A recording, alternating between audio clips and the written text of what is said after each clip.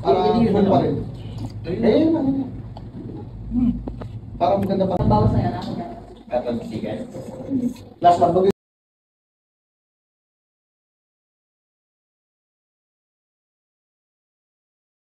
Hey ever guys, if you're looking for affordable ramen na quality at napakasarap, tapos napakaganda pa ng ambience ng store nila, plus may pa-video okay pa. Dito lang yan sa Takusa Ramen na located sa 866 P. Herrera Street, Barangay Aguho, Pateros. At tapat lang siya ng Robinson Easy Mart, Grand Villa.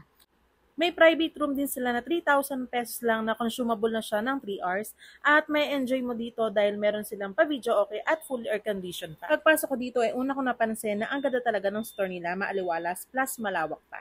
Pwedeng-pwede nga to sa buong family nyo dahil nga malawak ang area nila at ang nakakatuwa dito dahil naka-aircon pa, san ka pa diba? Kaya talagang komportable ka. Good afternoon po. Welcome po Takusa Ramen. Hindi ka maiinip dahil kitang-kita mo sila kung paano mag-prepare at magluto.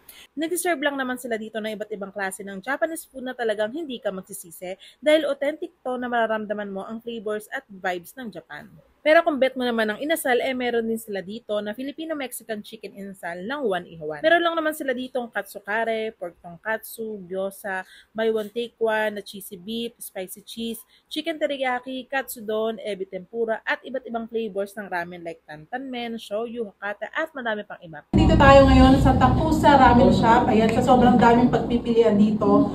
Yan, hindi ko na alam kung anong kakainin ko. Basta dito lang yan sa P. Herrera Street, Patero. Meron sila dito ang pork tonkatsu na crispy outside at napaka-juicy and tender naman inside, and may enjoy mo din to with rice. At syempre hindi mawawala ang partner ng ramen, itong cheesy gyoza. 118 lang siya, 5 pieces na. May mga buy one take one pala sila na rice meal, kaya pag medyo tight ang budget, swak na swak to sa'yo. Pero hindi tinipid sa toppings at yung serving niya ay sakong-sako na sa'yo.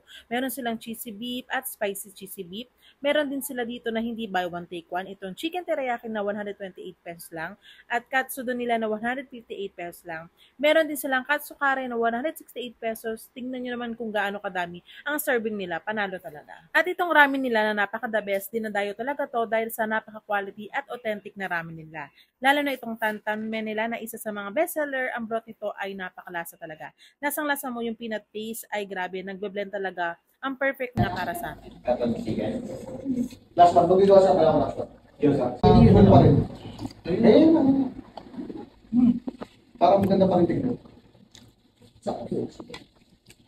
And I also recommend itong Hakata Ramen nila, shoyu ramen at yung spicy black garlic na napaka-savory ng broth at flavorful. At isa sa mga nabitan ko, itong ebi tempura na talagang hindi ko mapigilan na ubusin lahat. Char. May chicken inasal din dito na medyo hindi siya typical na inasal for me. Basta meron siyang kakaibang spices na hindi ko malaman. Char. Basta napaka-juicy at bukod doon napaka-mura pa dahil 169 pesos lang sang kapa, diba?